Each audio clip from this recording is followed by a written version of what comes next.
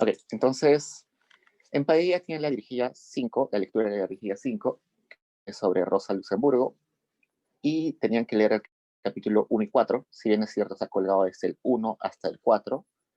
Eh, lo que vamos a tocar hoy es el 1 y el 4. También hay un documento en Padilla que se llama Estructura de la PD, que también se va a colgar para las siguientes dirigidas, donde está más o menos lo que vamos a ver o los tiempos que vamos a asignar para cada parte de la lectura y las preguntas iniciales de discusión que teníamos siempre. Y vamos a empezar con eso. La primera pregunta de discusión era la siguiente. ¿Bajo qué contexto económico social realizó su obra Rosa Luxemburgo? ¿Alguien que quiera responder, por favor?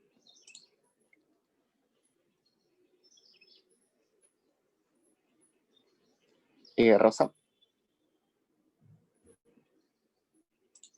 Profesor, buenas tardes. Sí, yo quería mencionar que Rosa Luxemburgo, digamos que su obra estuvo en el año 1900, mejor dicho, su vida es de 1871 a 1919, y dentro de ese rango de años ella percibió la Revolución Rusa, la Primera Guerra Mundial y la caída, por ejemplo, del régimen zarista. Entonces, creo que es importante esas fechas que son cruciales para sus obras, ¿no? Porque a partir de ahí ella creo que también profundiza más en la lucha de clases o algo así, de la conciencia, mejor dicho, la conciencia de clases. Entonces, esas fechas o esos hechos creo que son trascendentes en ella, y eso sería el contexto. Genial. Andrea.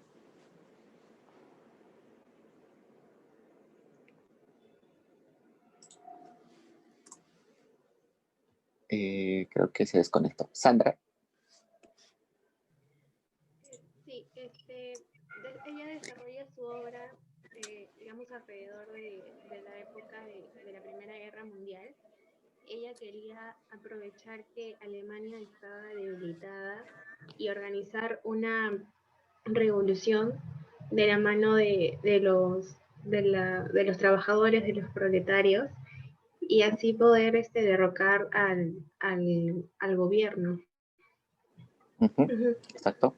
Quería hacer la revolución, exacto. Lisbeth. Bueno, más o menos lo que dijo mi anterior compañera. En el contexto hay un programa también de Gotha, del Partido Social Demócrata,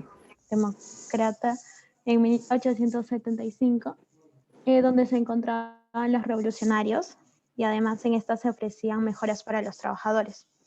En tal caso estaba la discusión social y una polémica entre revolución o reforma social. Y en esta Rosa estaba a favor de la revolución, y todo esto fue en el contexto previo a la Primera Guerra Mundial, porque su obra se publicó en 1913. Sí, tienes razón. Gracias, Pamela. Quería decir que la vida de Rosa Luxemburgo fue marcada por guerras y revoluciones.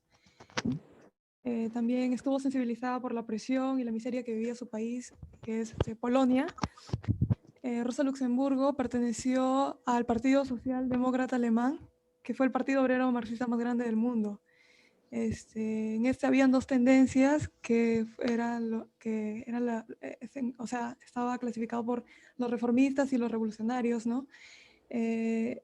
Rosa Luxemburgo pertenecía a los revolucionarios, en el que sostenían que tenía que abolirse primero el capitalismo para que pueda ser desarrollado el socialismo. Por sus discursos revolucionarios, Rosa fue llevada a la cárcel muchas veces. Luego de publicar su libro La acumulación de capital también, unos días después fue llevada a la cárcel. Esa obra demuestra la autodestrucción gradual del capitalismo. Gracias, Pamela. Andrea. Sí, no escuché las primeras intervenciones, pero no sé si sea repetitivo, pero lo que podría decir es de que fue una época en la que Polonia estaba controlada, ¿no?, por el Imperio Ruso, con múltiples medidas de discriminación, donde toda manifestación de la cultura polaca estaba prohibida. Y bueno, esto provocó, ¿no?, que el autor, el inclinamiento de Rosa hacia los movimientos revolucionarios. Y además, Alemania también era como el centro de discusiones filosóficas entre el socialismo y la revolución. Ya cuando se da la Revolución Rusa, se desataron huelgas y bueno, también Rosa vivió en plena fase de despliegue de desarrollo industrial, que estaba como caracterizada por unas largas jornadas laborales, y ya más adelante surge, ¿no?, la crítica al capitalismo, del capitalismo en tanto en aspecto económico, político y social. Gracias, Grisette. Sí, en esta época también Luxemburgo se ve inmiscuida en una polémica con Bernstein, mientras que Bernstein pensaba que era posible obtener una reforma del capitalismo a través de una lucha sindical. Luxemburgo, por su lado, se inclinaba a la idea de que debía eliminarse el capitalismo y el trabajo asalariado por medio de una revolución proletaria. En ese caso, Luxemburgo podría ser visto más como más revolucionaria, a diferencia de Bernstein, que tenía dudas en cuanto a lo que había dicho Marx en sus obras pasadas, con el hecho de que el capitalismo llegaría a su propia destrucción por sí misma, cosa que Exacto. no había pasado hasta ese momento. Entonces, rescatando un poco antes de seguir con las participaciones, un poco de lo que decían sus compañeras, una de las predicciones de Marx es que el capitalismo va a terminar sí o sí en algún momento. La pregunta es ¿cuándo van a ser las contradicciones tan grandes del capitalismo para que se destruya y sea reemplazado por el comunismo?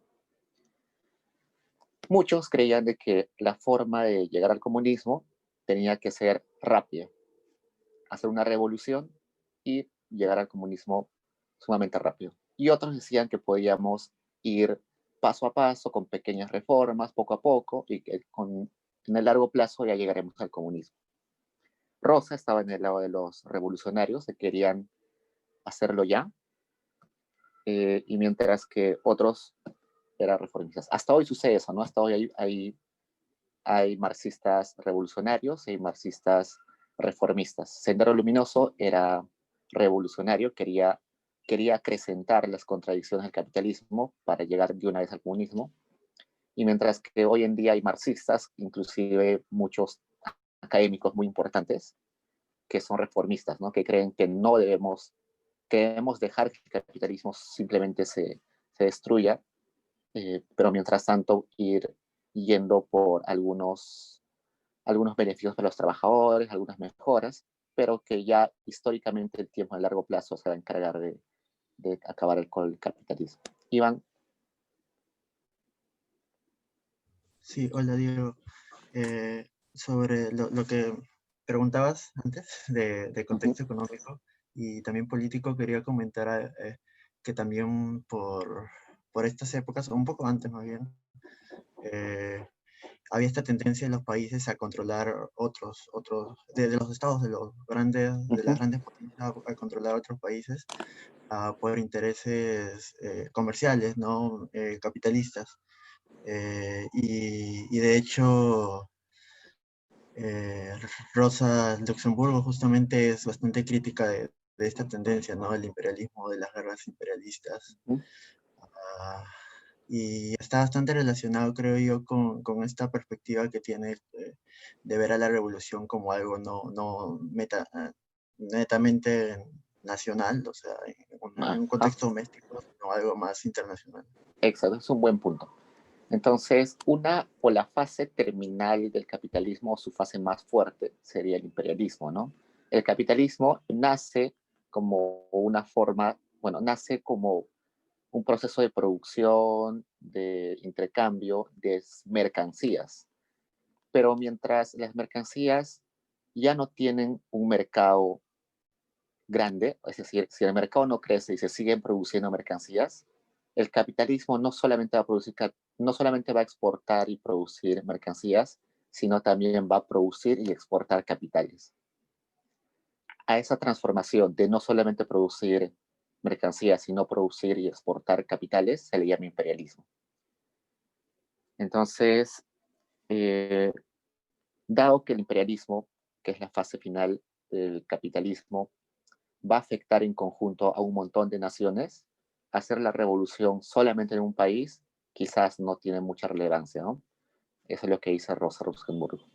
Y tiene sentido, ¿no? La historia nos ha mostrado de que ha habido, sí, rebeliones comunistas, revueltas comunistas, revoluciones comunistas, en China, por ejemplo, y en Cuba también, pero como son aisladas solamente en esos territorios, no han tenido impacto en el resto del mundo.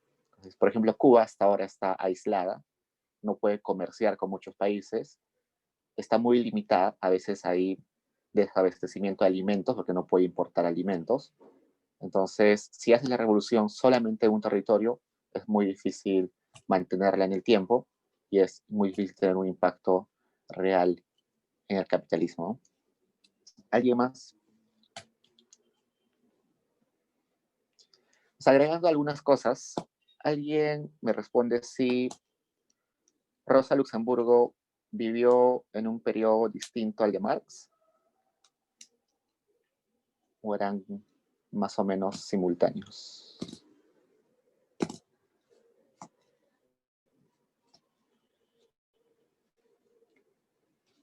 ¿Alguien recuerda las fechas en las que vivió Marx y Rosa?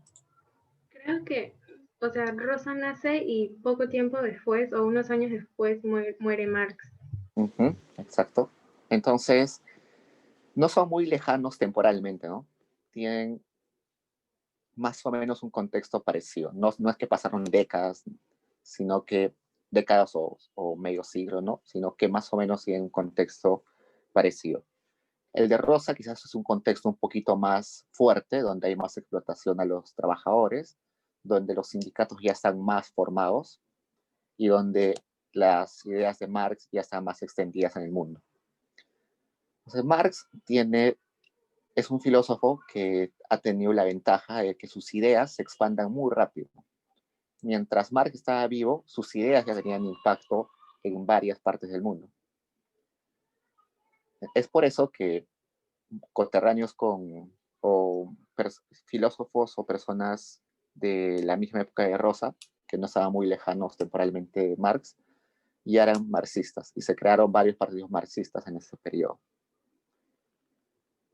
¿Qué más? Rosa vivió, bueno, el contexto es de la Guerra Mundial, antes de la Guerra Mundial y un poco después de la Guerra Mundial. Estuvo en un partido político proletario en Polonia. Y las contribuciones de Rosa Luxemburgo no se limitan solamente a la economía, sino que ella estudió otras áreas del conocimiento. Por ejemplo, estudió filosofía, historia, economía y quizás algún área del conocimiento adicional. Lo interesante de la época donde vivió Rosa es que los marxistas eran bastante bien educados, pero a la vez eran bastante activos en la vida diaria. Marx decía que los filósofos y los pensadores no podían quedarse solamente en reflexionar y en escribir, sino que tenían que tratar de cambiar las condiciones del mundo. Entonces no eran pensadores de escritorio, sino que tenían su actividad también política. Del mismo modo, Rosa y los marxistas de esa época sí hacían un montón de contribuciones intelectuales. Rosa tiene varios libros, pero a la vez también participaban de la vida política, de partidos, de marchas, de sindicatos, de todo ello. Muy distinto, por ejemplo, a Mariátegui. Mariátegui también fue un pensador marxista de la década del 30, pero él era básicamente teórico. Él nunca participó activamente de la vida política. Creó el Partido Socialista, pero nunca se involucró verdaderamente en la actividad partidaria. Y bueno, hoy en día la mayoría de marxistas básicamente son teóricos. Muy pocos están como buscando la revolución o buscando más activamente acciones concretas. Andrea. Sí, iba a agregar de que, bueno, en este caso Rosa también es quien revisa críticamente los aportes de los clásicos, Ujú. para ya después entender la acumulación del capital, el proceso de reproducción del capital social, e incluso toma el esquema marxista y luego ya lo complementa, ¿no? O sea, el esquema de la producción, de la expresión de la producción total, que es el capital constante más el capital variable más la Ujú. totalidad total. Exacto. Es una característica de los marxistas, no solamente de los de la época de Rosa, sino los que vienen después, inclusive los actuales, es que agarran las principales ideas de Marx, sus principales reflexiones, y las aplican en diferentes realidades temporales y geográficas, ¿no? Por ejemplo, Lenin agarró un montón de ideas de Marx y las aplicó a un contexto ruso. Mao agarró ideas de Marx y las aplicó en un contexto de la China. Curiosamente, en la China eh, era bastante improbable aplicar las ideas de Marx. ¿Por qué?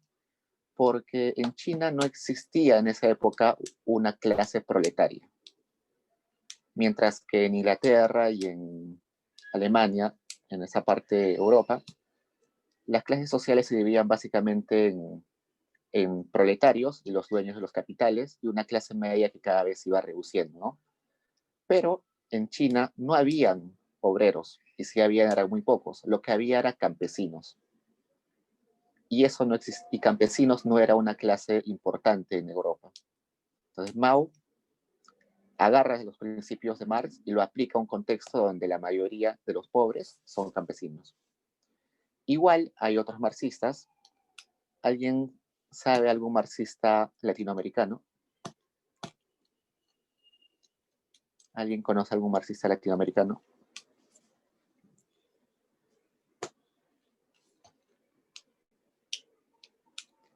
El único marxista latinoamericano que aparece en los libros es Mariátegui. Si bien es cierto, hay otros pensadores de otros países latinoamericanos también utilizaban ideas de Marx. Al único que se le considera filósofo marxista latinoamericano es a Mariátegui. Y él hizo exactamente eso, ¿no? Agarró las ideas de Marx y las aplicó a un contexto distinto al de Marx. Las aplicó a un contexto de la década de 1930, donde había este problema del indio, ¿no? Del indígena. Y lo mismo hizo un poco Rosa, ¿no? Rosa aplicó las ideas de Marx, las criticó un poco y las aplicó a un contexto un poquito distinto al que vivió Marx. Entonces, una de esas contribuciones de Rosa es esa, haber agarrado las ideas de Marx, haberlas criticado un poco, haberlas ampliado un poco y haberles dado sentido en un contexto nuevo. Pasemos a la siguiente pregunta. Desde su perspectiva, ¿cuál es la contribución de Rosa Luxemburgo para nuestra disciplina?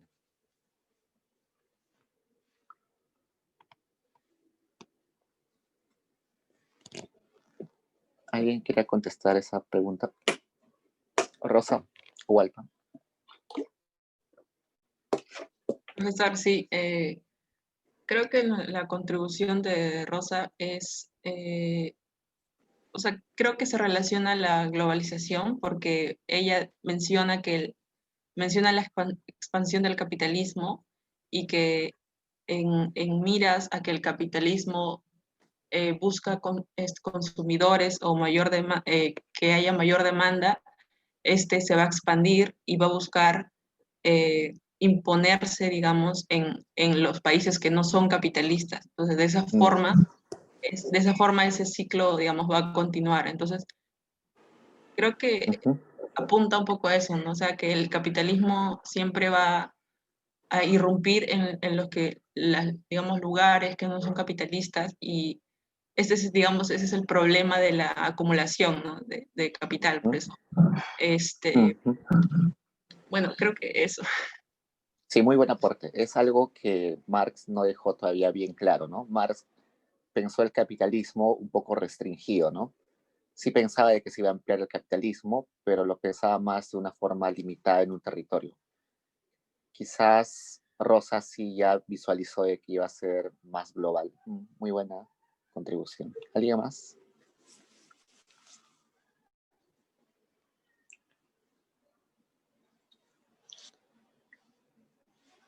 Otra contribución, por ejemplo, que me dijeron en la comisión anterior es que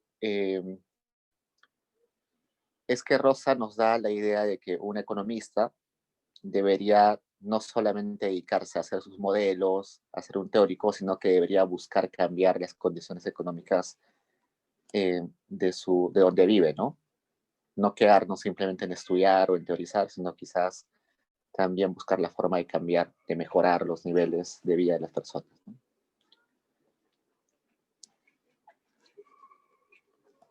¿Alguien más, chicos?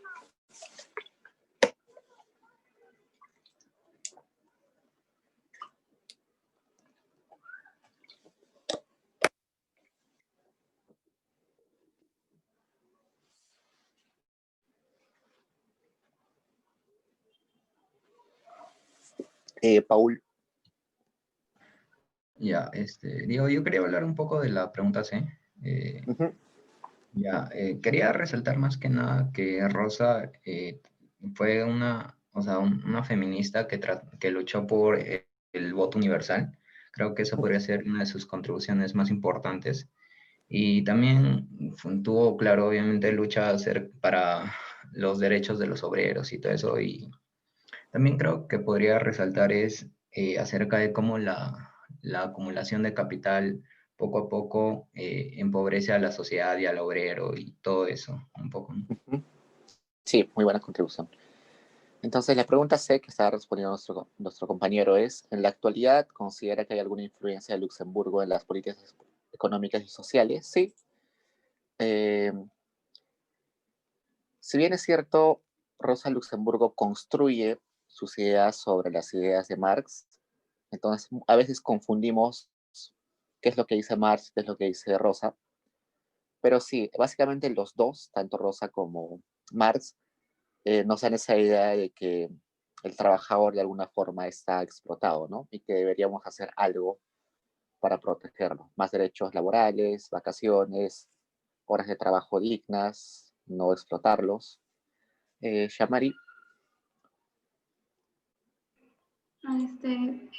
También quería añadir que Rosa como que da más claridad acerca de la cuestión entre reforma y revolución, que para ella como que la transformación socialista debería dejar de pensar solamente como un día decisivo, o sea, un día en el que todo va a cambiar y ya, sino que tiene que ser un proceso que tiene que comenzar a partir de ahora, ¿no? Exacto. Marx hablaba de la dialéctica histórica. Él decía de que naturalmente la historia iba a ser materia prima de la evolución de la historia. Entonces, si nos quedábamos de brazos cruzados, en algún momento igual el comunismo iba a llegar, el capitalismo iba a transformarse, iba a morir, pero sí, de alguna forma los que vienen después de Marx ya son más estrictos y dicen que hay que hacer algo para que cambie de una vez. Andrea. Sí, comentando la pregunta anterior sobre su contribución, creo que, bueno, Rosa señaló que sobre el tema del crecimiento efectivo de la demanda y anticipó también modelos de crecimiento del siglo XX, y ya también le dio una importancia a una cuestión que ya más adelante iba a ser como que importante sobre el defecto del incentivo a la inversión. Eso fue lo que nos sigue. Sí, interesante. Lo que acabas de decir sobre sobre modelo de crecimiento. Cuando ustedes lleven el curso de teoría del crecimiento, el primer modelo que van a ver es un modelo que se le atribuye a Marx. Pero Marx nunca lo plasmó de la forma que les van a enseñar. Él sí lo hizo, sí lo dijo quizás entre líneas a lo largo de todo su trabajo, pero nunca lo formalizó. Realmente lo formalizaron los que vinieron después de Marx. Una de ellas fue Rosa Luxemburgo. Entonces, esa fórmula que vamos a ver nosotros dentro de un rato, que es C más P más V, creo, esa fórmula es una de las bases para una de las teorías del crecimiento, que predice que, por ejemplo, los países más ricos, pero que los países más pobres nunca van a llegar a los mismos niveles que los países ricos. Es decir, es imposible la convergencia entre bienestares de los países. Luego van a venir otros teóricos del crecimiento que van a decir que sí es posible que los países converjan. Por ejemplo, hoy en día sabemos que Perú crece a 4 o 5% y Estados Unidos crece a 1 o 1.5%. Esos son datos. Y según esos datos, quizás acá de 100, 200 años, como nosotros crecemos más rápido que Estados Unidos, quizás lleguemos como a bienestares parecidos, converjamos en bienestar. Eso es la teoría de la convergencia, pero ya Rosa Luxemburgo y sus coterráneos, o los que marxistas de su época, decían de que eso no iba a existir. Entonces, sí, es una buena contribución de la teoría del crecimiento. Lisbeth. Con respecto a la pregunta C, creo que sí hay una influencia en las políticas económicas y sociales por la continuidad de un contexto en donde ahora también estamos dominados prácticamente por los capitalistas, como empresas y grupos de poder. Y asimismo vemos huelgas o revueltas en la actualidad, por ejemplo, en los casos como problemas sociales de las minerías, en el cual no sé, o sea, algunos piensan que es mejor la minería y otros no, y no les interesa tanto los agricultores y están a favor de ello. Exacto. Entonces, en alguna parte, Marx y también Rosa dicen de que el capitalismo no necesariamente va a buscar lo mejor para la sociedad, sino va a buscar simplemente generar excedente, ¿no? Generar más acumulación, a pesar de que esa acumulación pueda ir en contra de los intereses de la sociedad. Sandra. Sí, yo quería decir que Rosa pensaba que, por ejemplo, la acumulación de capital derivaba en un proceso de expansión que al final significaba la destrucción de otras formas de vida distintas al capitalismo, ¿no? Entonces creo que ella se adelantó, en ese momento se adelantó en ese pensamiento, porque esto podemos verlo en la actualidad, por ejemplo, en Latinoamérica. El paso del capitalismo implica muchas veces que algunas comunidades nativas o poblaciones indígenas se vean afectadas o incluso atropelladas por el avance del capitalismo, ¿no? Porque el capitalismo a veces intenta destruir el lugar en donde estas personas viven solamente para seguir acumulando capital o generar utilidades. Y muy va buena destruyendo observación. las formas de vida de estas personas.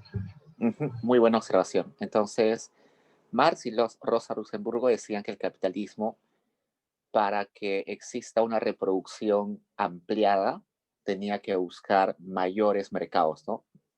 Ampliar el mercado. Pues una forma de ampliar el mercado es integrar a esas comunidades que no son capitalistas para que ahora sí sean capitalistas y se les pueda vender.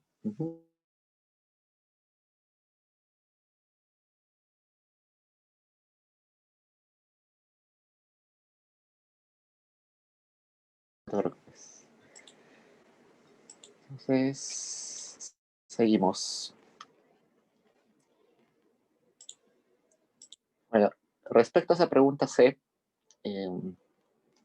Rosa Luxemburgo fue una mujer extraordinaria, tuvo participación en bastantes áreas del conocimiento, no solo en economía, sino también fue feminista, escribió un montón de cosas, tuvo luchas no solamente por la igualdad de las mujeres, sino también de los trabajadores, pero la historia la ha relegado un poco. Lamentablemente hay pensadores que, si bien es cierto, han hecho grandes contribuciones, al final terminan siendo un poco olvidadas. Ese es el caso de Rosa Luxemburgo. Entonces, definir bien si hay una influencia directa de lo que dice Rosa Luxemburgo hoy es quizás poco probable, porque no ha sido tomada en cuenta a lo largo de la historia, pero sí hay muchas de sus ideas que se han cumplido, sus predicciones se han cumplido, y quizás indirectamente también ha tenido impacto, pero directamente no, porque ha sido un poco olvidada en las discusiones económicas y filosóficas que vinieron después.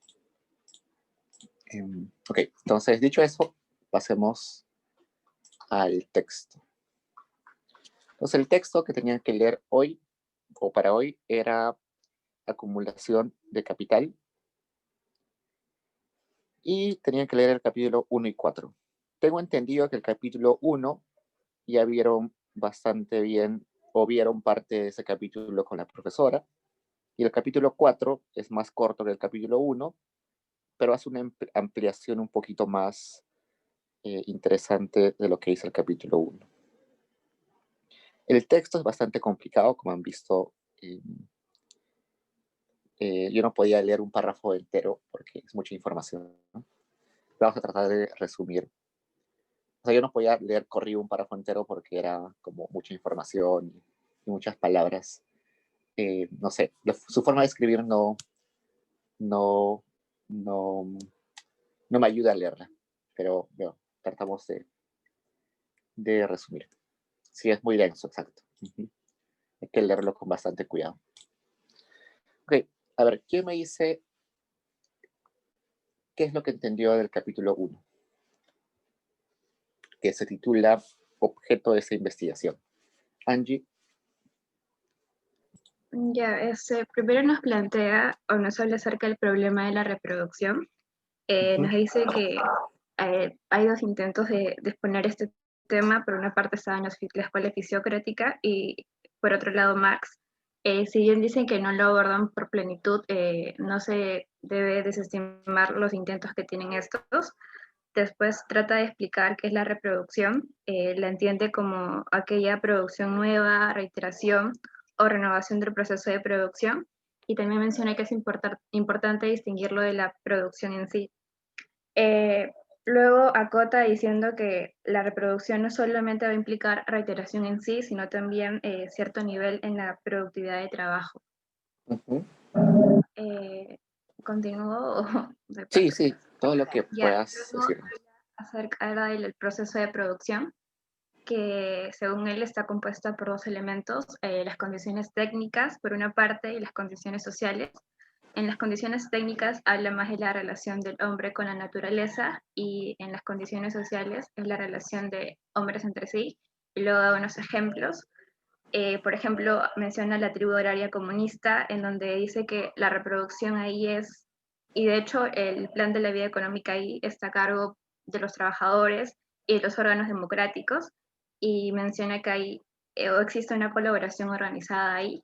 Después otro ejemplo en una sociedad donde hay explotación de esclavos, en donde señala que la reproducción ahí es iniciada a la fuerza y tiene reglamentos y prima más el derecho del poder señorial. Luego otro ejemplo, que es la sociedad organizada capitalista, que luego lo ejemplifica más, pero ahí habla de que solamente no se implica la producción, sino también habla un poco de la circulación. Y luego finaliza diciendo que los demás tipos de reproducción, o sea, las demás sociedades que, no están, que ya he mencionado, sino otras, en general la reproducción se inicia apenas se tenga medios de producción y fuerza de trabajo para empezar. Perfecto, Angie. Muy buen resumen. Entonces, para empezar, quiero primero que nos pongamos de acuerdo en algunos conceptos.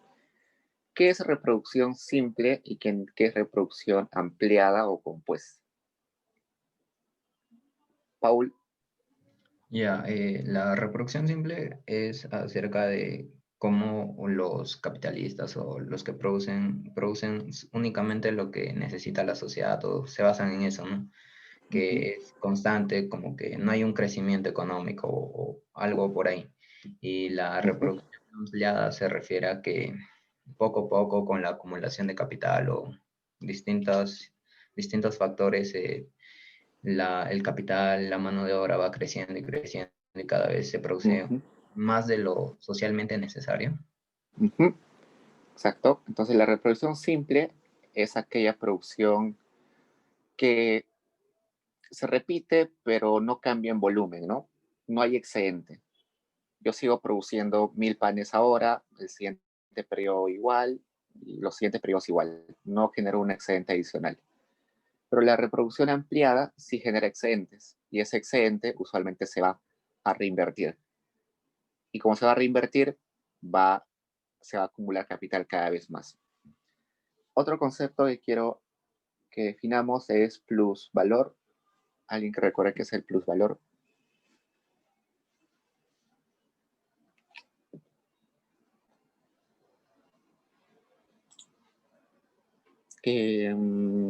Lisbeth. Es el aumento del valor procedente de la parte no pagada del trabajo asalariado. Exacto. Entonces, resulta que, bueno, exacto, tu respuesta es muy certera. Iba a hacer alguna corrección, pero no, está muy bien. Resulta que los trabajadores no reciben como retribución todo lo que producen. Hay una parte que se apropia el capitalista. Entonces acá, por ejemplo, Marzo me dice valor adicional a la producción del trabajador mayor a la requerida. Exacto. Entonces, ¿está bien que el capitalista se quede con parte de las ganancias? Sí, ¿no? Porque de alguna forma está invirtiendo capital, está administrando, pero su pago debería ser relacionado a lo que está aportando a la producción. En cambio, el plusvalor lo que es una apropiación que muchos van a decir descarada de parte del capitalista. Un trabajador, por ejemplo, le pagan 100 soles al día, pero a mediodía ya produjo el valor de 100 soles. Todo lo que produzca en la tarde ya no va a ser para el trabajador, sino va a ser para el capitalista. Rosa va a prever o predecir de que esta cantidad de plusvalor cada vez va a ser más grande. Es decir, el capitalista cada vez se va a quedar con mayor porcentaje de ese excedente del trabajador.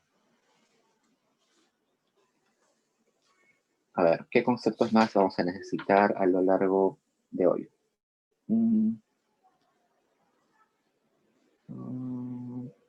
Ok. Marx plantea de que el capitalismo es inestable en sí mismo, tiene contradicciones que van a llevarlo a destruirse él mismo.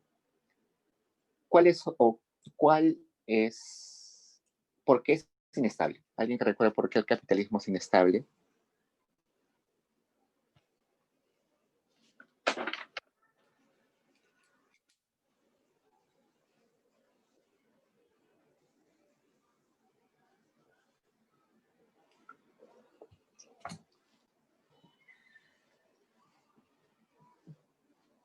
A lo largo del libro del Capital que hemos visto, nos dice Marx que existe contradicciones dentro del capitalismo, por ejemplo, de que cada vez se va a requerir más trabajo de un trabajador, es decir, más horas de trabajo de un trabajador, va a ser cada vez menos pagado, se le va a disminuir sus niveles de vida, mientras que por otro lado el capitalista va a ganar más y va a llegar como un momento de descontento total donde va a haber una rebelión. Ese es quizás uno de los puntos donde hay una contradicción que luego puede terminar en una revolución, pero hay otros también. Andrea. Sí, creo que podría aportar, como que mencionando, cuando se habla de reproducción social en sociedades precapitalistas, que tiene que ver con la reproducción, que la reproducción se emprende rápidamente como lo permiten las condiciones previas. En cambio, en una reproducción social en el capitalismo, incluso dándose, no sé, medios materiales y fuerzas de trabajo necesarias para producir, no se ven satisfechas esas cosas, ¿no? Entonces, lo necesario es, para la reproducción, depende no solamente de condiciones técnicas, sino también de condiciones puramente sociales. Exacto. Sí, eso vamos a verlo en el siguiente slide, creo. Entonces, siguiendo con un poquito de las contradicciones, otra contradicción es de que los capitalistas van a invertir cada vez más siguiéndose por cómo la gente está demandando las cosas, pero no necesariamente por datos concretos, sino por datos esperados. Entonces, yo espero, por ejemplo, que el valor de las casas crezca exponencialmente los siguientes años. ¿Por qué? Porque estoy viendo que la gente está ganando más, que hay más matrimonios, la gente necesita dónde vivir, entonces la demanda de casas va a aumentar. Yo me pongo a comprar casas de un momento a otro. Pero resulta que todo eso es una burbuja. La gente está comprando casas porque la está comprando al crédito, pero no tiene la posibilidad real de pagar su hipoteca en el largo plazo. Entonces yo como empresario estoy dejándome llevar por una ficción, por un esperado que no se va a cumplir necesariamente. Entonces voy a invertir un montón, explota esa burbuja, nos damos cuenta como sociedad que no necesitábamos tantas casas y llega una crisis. Entonces, naturalmente, el capitalismo está asociado a crisis. Siempre hay crisis en el capitalismo. Hay épocas de apogeo donde los empresarios se emocionan, invierten un montón, acumulan un montón de capital, pero llega un momento donde se crea una burbuja y crisis de nuevo. Entonces, Marx y Rosa prevén de que estas crisis se van a acentuar con el tiempo y va a llegar un momento en que llegue una crisis sumamente grande y el capitalismo ya no tenga vigencia. Es otro de las inestabilidades del capitalismo. Y eso está relacionado a, entre comillas, la ambición del capitalista. Vamos a ver, no lo hice como ambición, pero sí dice que tiene como una tendencia a solamente fijarse en sus ganancias y no fijarse en lo que es bueno para la sociedad. Otros conceptos que quiero aclarar antes de seguir es capital fijo y capital circulante, que ya lo vimos en Marx. ¿Alguien que recuerde que era capital fijo y capital circulante?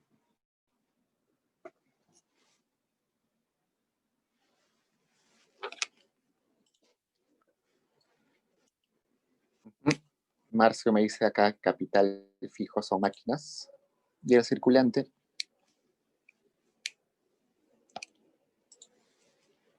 trabajadores, sí, también trabajadores, pero también podrían ser insumos, ¿no? Entonces, el capital fijo es aquel capital que una vez puesto en la producción no desaparece. Entonces, yo pongo una máquina a producir panes, por ejemplo, se producen los panes, pero la máquina sigue ahí, es fijo. Y el capital circulante es, yo pongo insumos como harina, y una vez que salen los panes listos, ya la harina desapareció y se transformó en otro tipo de producto, ¿no? Entonces, eso solamente para aclarar, porque vamos a utilizar ese término luego. ¿Qué más? Otra cosa, la plusvalía o el plusvalor es algo característico del capitalismo o también existe en otras sociedades no capitalistas. ¿Alguien que recuerde?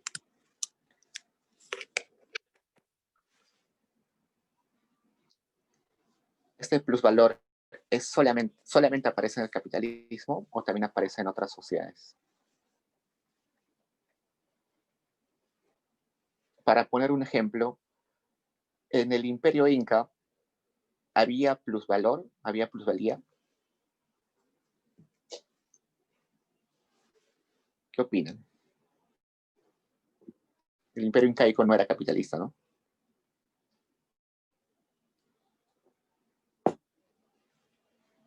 Acá Rosa me dice que no había plusvalor. ¿Qué opinan los demás?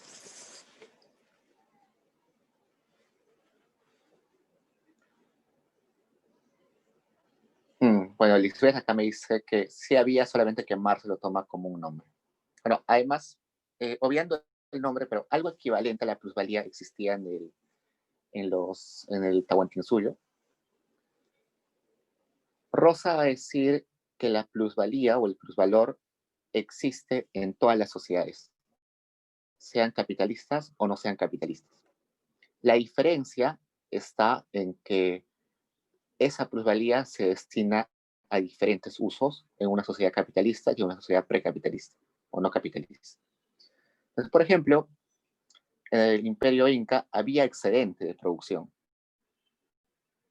El excedente de producción se recogía de las familias y ese excedente, que es también plusvalor o plusvalía, no se utilizaba para que se lo guarde el empresario, sino se utilizaba para redistribuir a las personas que no podían trabajar. Por ejemplo, a los huérfanos, a las viudas, a los discapacitados. También servía para mejorar los servicios públicos como carreteras, canales de irrigación, para mejorar la tecnología o la organización de la sociedad. Entonces, para eso servía la plusvalía. El excedente, que nacía del trabajo adicional, servía para la sociedad, regresaba a la sociedad. Pero esta plusvalía se distorsiona del capitalismo porque ya no regresa a la sociedad, sino se queda en el empresario o en el capitalista. Creo que esos son todos los conceptos que necesitamos para seguir. Entonces, acá tenemos algunos bullets, algunos puntos que básicamente la mayoría ya los hemos comentado. Por ejemplo, dice que en el libro Rosa va a plantear el problema de la reproducción del capital social en conjunto. Es decir, no se va a enfocar solamente en el proceso productivo, que es transformar los insumos en una mercancía, sino se va a enfocar en las condiciones, sí, de la tecnología y de cómo transformar los insumos en productos, pero además en la organización social y las relaciones sociales que también permiten esa producción. Ahí nos define reproducción, ya lo definió nuestra compañera también ahí. El concepto de reproducción encierra algo más que la mera reiteración, implica ya un cierto nivel en el dominio de la naturaleza exterior por la sociedad o un cierto nivel de productividad del trabajo. El proceso de producción es una unidad formada por dos elementos distintos. La parte técnica, que se refiere a la relación entre naturaleza con los seres humanos, y a la parte social, que se refiere a la interacción entre seres humanos.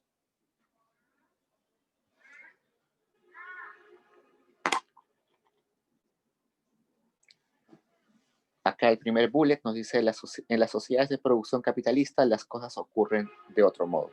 Entonces, un ejemplo de eso es el plusvalor que acabo de mencionarles, que era distinto, ¿no? Se destinaba de diferentes formas en una sociedad capitalista que en una no capitalista. ¿Qué se produce? ¿Cómo se produce? ¿Cuánto se produce? ¿Y cuándo se produce? Depende de solamente una cosa, que está en sus pantallas.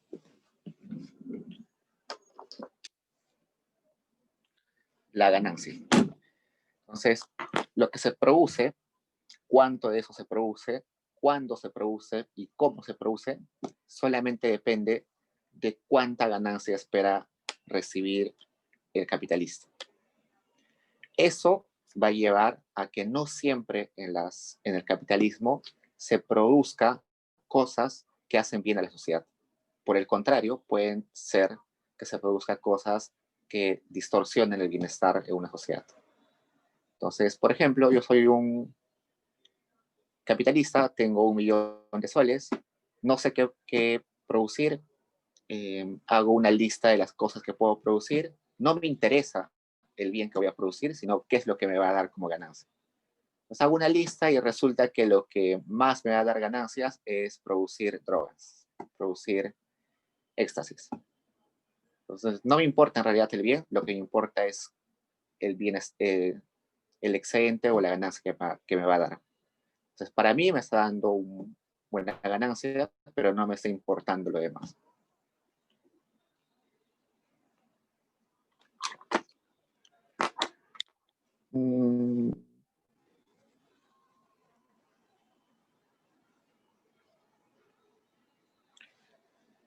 ¿Qué más? ¿Alguien quiere complementar algo que entendió o que tiene dudas? Todo lo que está en la pantalla ahorita ya lo dijimos en algún momento.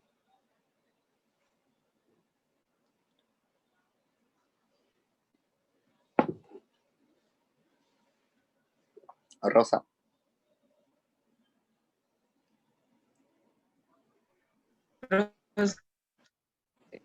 Dime. Dime, Rosa. Menciona a la economía vulgar, menciona no sé si puede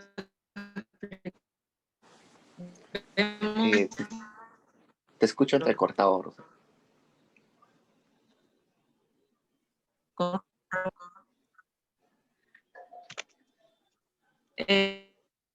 economía vulgar. ¿Me escucha? Un poco entrecortado. O lo puedes escribir tal vez. Hola. Ahora sí te escucho. Ah.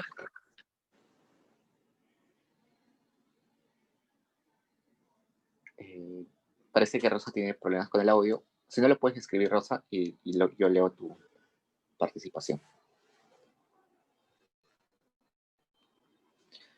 Okay, entonces llegamos a este slide. ¿Y quién me dice qué significan esas variables C, V y P?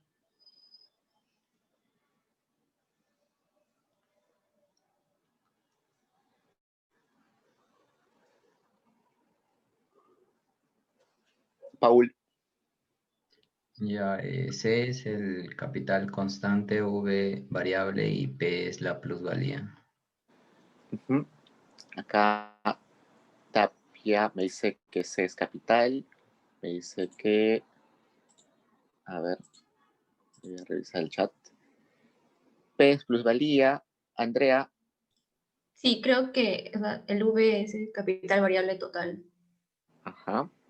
Y el C capital variable, no, capital constante total y la plusvalía total. Genial. A ver, espérenme, no veo sus manos. Se me borró en la pantalla sus nombres. Ya está. En un segundo. Ya. Ok, sí, tienes razón. Entonces, la mercancía o el valor de la mercancía está compuesto por esos tres elementos. Pero resulta que esa ecuación que tenemos ahí es una ecuación estática que está viendo un momento. Si vemos esa ecuación de forma dinámica, vamos a ver que parte de la plusvalía va a ser reinvertida como capital en el siguiente periodo. Entonces, esa es una de las contribuciones más interesantes de Rosa. Veamos el siguiente bullet que dice: la elaboración de una mercancía no constituye un fin para el productor capitalista y sí un medio para apropiarse de plusvalía. Entonces, no le interesa, como les dije, qué produce, no le interesan las características de lo que produce, lo que le interesa es simplemente lograr un excedente, ese excedente es la plusvalía, de modo que esa plusvalía pueda reinvertirla en el siguiente periodo para acumular capital y que produzca más de lo que producía inicialmente. Pero mientras la plusvalía esté oculta en la mercancía, es inútil en manos del capitalista. Entonces, la plusvalía tiene que ser vendida, los bienes que contienen la plusvalía tienen que ser vendidas para tener dinero y con ese dinero poder comprar las maquinarias o los insumos que van a ser para la siguiente producción. Entonces, no sirve de nada tener la mercancía ahí, sino que hay que transformarla en dinero. Y en el último bullet dice: el robo de la plusvalía, trabajo no pagado, es lo que la sociedad capitalista hace de la reproducción en general un motivo perpetuo. Entonces acá sí lo llama robo, ¿no? Robo de la plusvalía. Trabajo no pagado. La plusvalía es el trabajo no pagado y eso va a ser, esta apropiación de la plusvalía va a ser posible de que la acumulación del capital sea infinita. Entonces, periodo a periodo, el capitalista va a poder apropiarse más porcentaje, más valor de la plusvalía, de modo que va a ser una acumulación irrestricta que puede tender al infinito.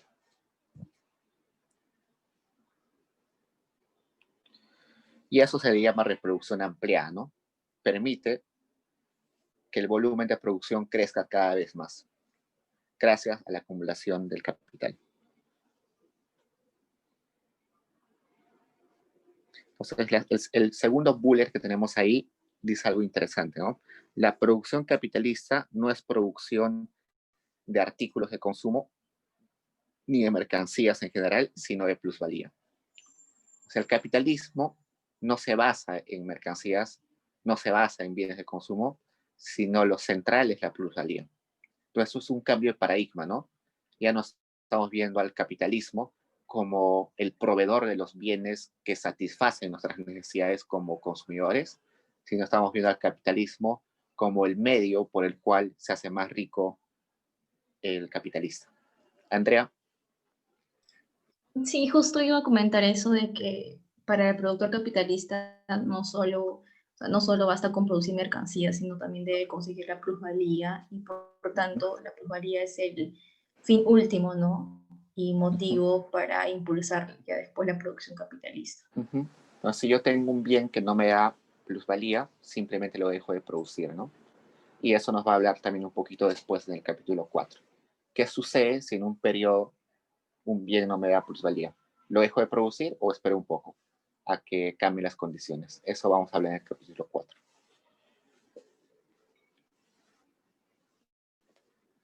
Y bueno, al final tiene la fórmula general de la reproducción ampliada, que es que ahí solamente estamos aumentando el P entre X, que significa que parte de la plusvalía del periodo anterior es utilizado en la producción de este periodo.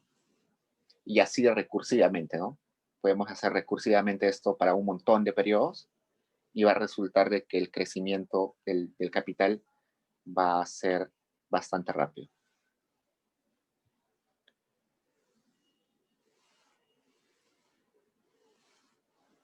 Y bueno, ¿quién recuerda estas condiciones que planteaba Rosa en el texto?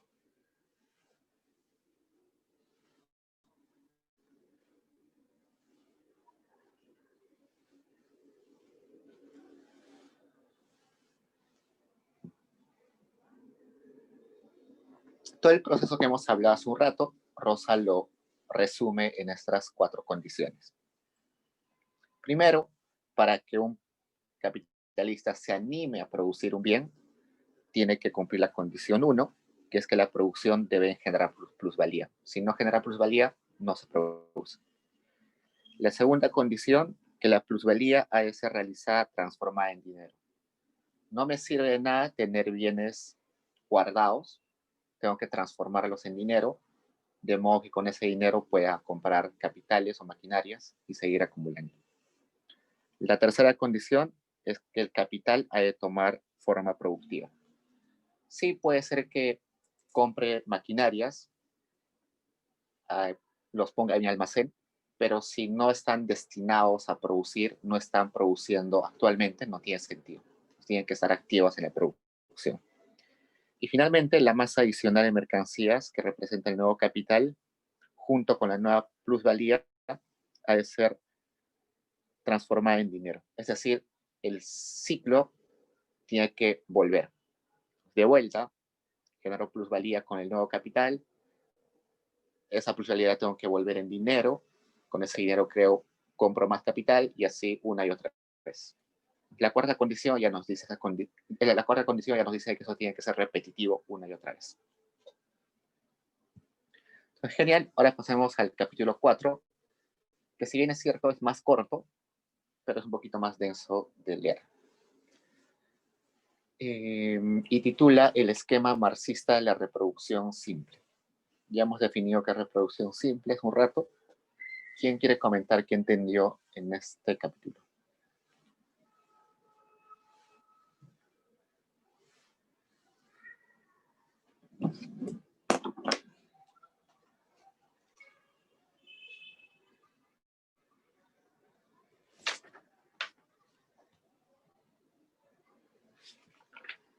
Nadie, chicos.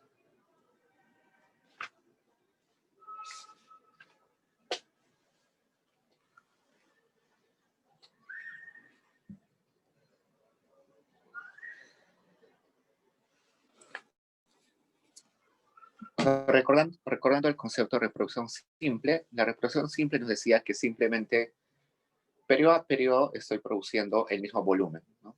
Produzco 1000 panes al día, al siguiente periodo voy a seguir produciendo 1000 panes y así todos los periodos. No tengo el incentivo de escalar mi producción, de reinvertir para escalar mi reinversión.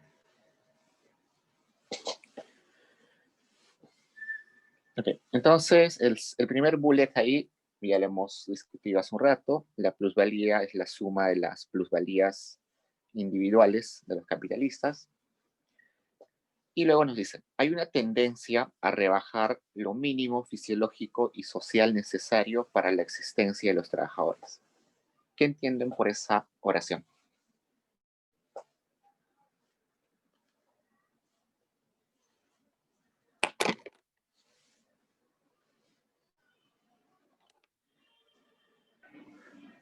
Habla sobre el pago de salario. Solamente Eh, debe considerarse como el mínimo necesario. O sea, Ajá, bajar los exacto. costos. Exacto. Entonces, como el trabajo es un costo, hay que reducir su pago, ¿no? Entonces, ¿qué es lo necesario para vivir? Lo necesario para vivir es un criterio que varía persona a persona, sociedad a sociedad, tiempo a tiempo, ¿no? Por ejemplo, para mí lo necesario para vivir para una persona es, por ejemplo, no sé, que tenga lo suficiente para alimentarse y alimentarse bien, que tenga dinero suficiente para poder tener horas de ocio, poder ir al cine, poder comprar una película, poder salir a una fiesta con sus amigos. Y también para mí lo necesario para la vida de una persona de seguro ser informada, ¿no? Tener acceso a tecnología, poder leer un periódico, poder ver televisión.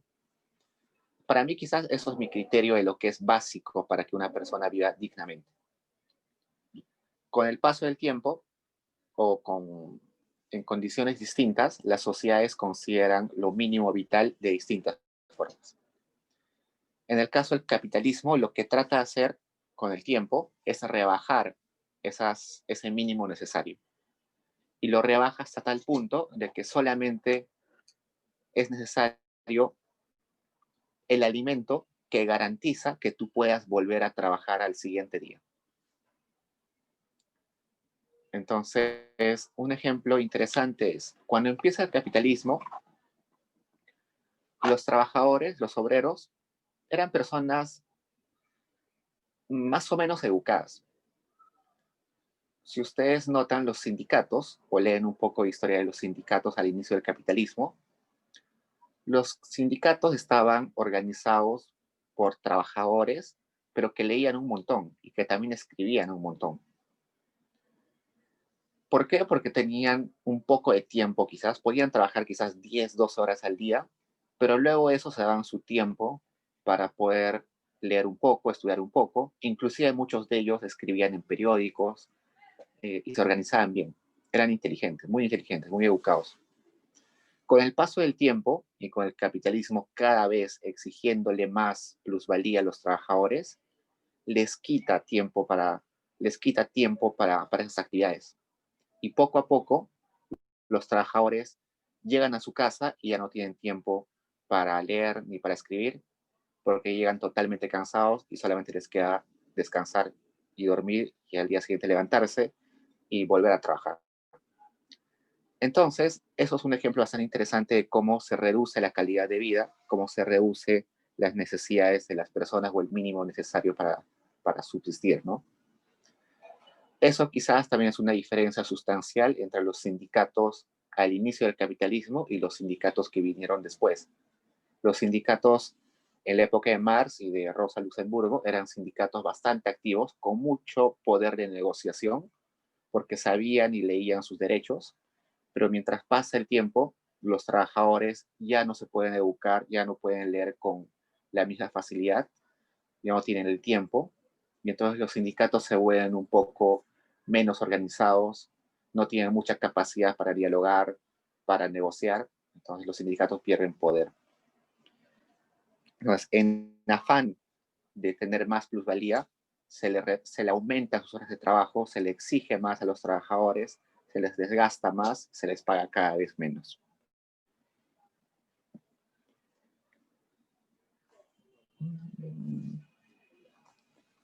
Y eso, evidentemente, que es o que nace de la reproducción capitalista, se traslada a la reproducción social, ¿no?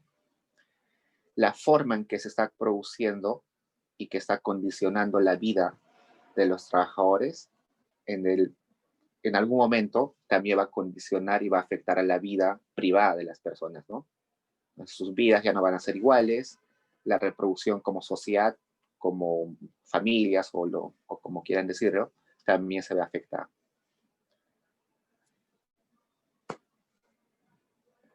Entonces, bastante interesante porque Rosa Luxemburgo no solamente está viendo al trabajador como uno de los engranajes de la producción, sino está viendo de que tiene una vida privada y una vida familiar que también se va a ver afectada, ¿no?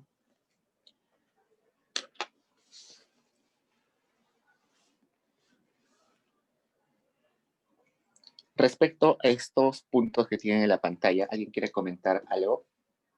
¿Entendió alguno de esos puntos? ¿O tiene dudas sobre alguno de esos puntos que están en la pantalla?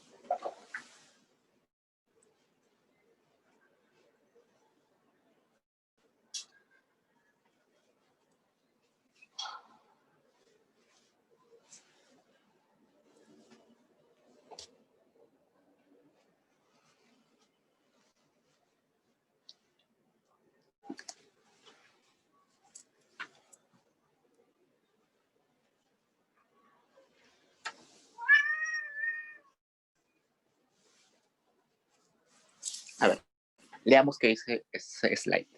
La reproducción simple en sí misma solo puede concebirse alternando periódicamente con la reproducción ampliada. Eso quiere decir que no podemos tener reproducción simple eternamente. Como ya mencionamos antes, la reproducción simple no genera plusvalía, por tanto no es atractivo para los capitalistas. Entonces, tener en todos los periodos reproducción simple es imposible. Puede suceder que en algún momento tengamos reproducción simple, pero el capitalista tiene la esperanza de que en algún periodo futuro, en algún periodo cercano, esa reproducción simple se transforme en reproducción ampliada. ¿Por qué? Porque la reproducción simple no genera acumulación de capital, no se apropia de la plusvalía para reinvertirla en la producción. Entonces, solamente periodos de reproducción simple es imposible. Solamente periodos de reproducción ampliada sí es posible. Y bueno, la combinación también es posible. Pues, por ejemplo, supongamos que tenemos un productor de alimentos que produce, no sé, 1000 toneladas de papas anualmente. Él puede estar produciendo 1000 papas anualmente, pero si la población no crece, va a tener que producir la misma cantidad de papas varios periodos, ¿no? Pero él va a tener la esperanza de que a cada algunos años la población pueda crecer o que sus productos puedan llegar a otros mercados, por ejemplo, alguna colonia. Entonces, por un momento, por algunos periodos, se queda en la reproducción simple, pero una vez que amplía su mercado, sea porque hay colonias, nuevos mercados, o porque la población crece, ahí recién empieza con su reproducción ampliada.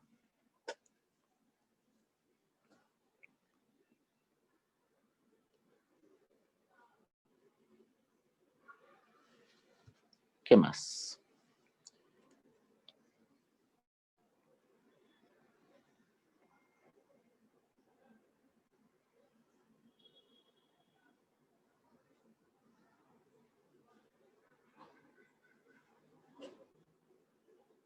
Entonces, si tenemos reproducción solamente simple, no tiene mucho sentido.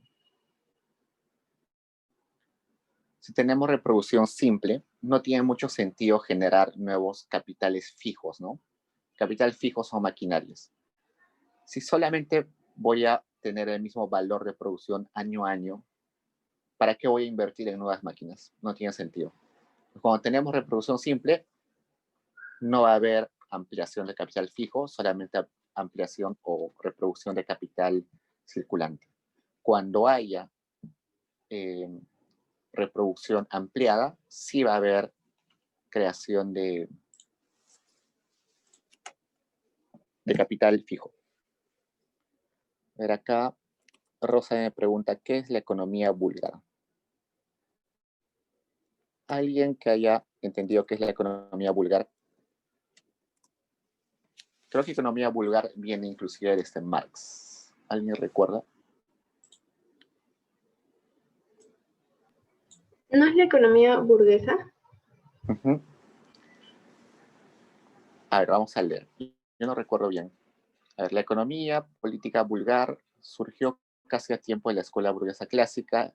El fin que persigue la economía búlgar era hacer comprender a la burguesía los fenómenos más amplios de la vida económica. La vida... Sí, tienes razón, es la economía burguesa. Uh-huh. El capitalismo burgués. Uh-huh. Tienes razón. Genial. Entonces, seguimos. ¿Qué más necesitamos acá?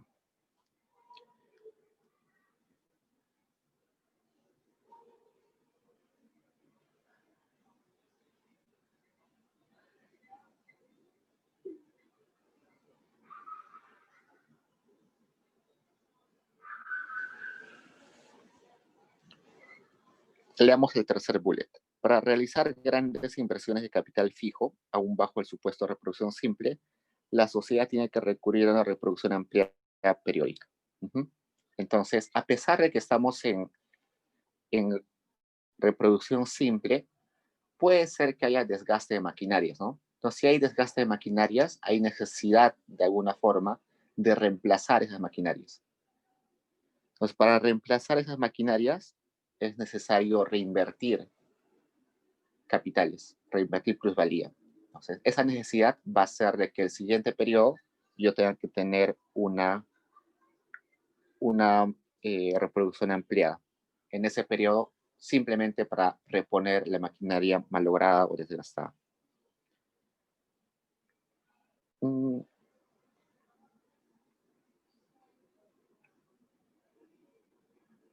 Y bueno, lo demás ya lo hemos comentado. Pues básicamente eso es todo lo que dice Rosa Luxemburgo. Como han visto, toma un montón de cosas de Marx, amplía algunas cosas, redunda algunas cosas de Marx. Pero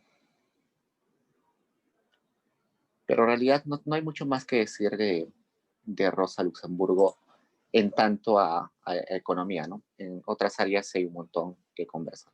¿Tienen preguntas, chicos?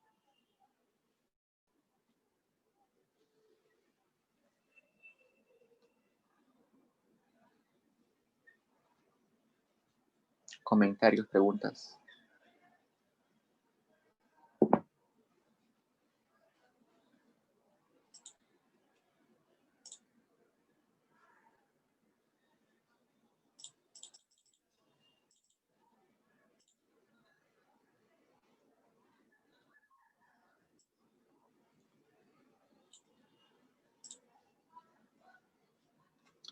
Entonces, como les comenté, hoy día somos miércoles 21. Ya tienen parciales de la siguiente semana, así que dedíquense a estudiar sus parciales. Les deseo suerte. Y nos vemos recién el 4 de noviembre con la PC6. Luego el 11 de noviembre tenemos la siguiente PC.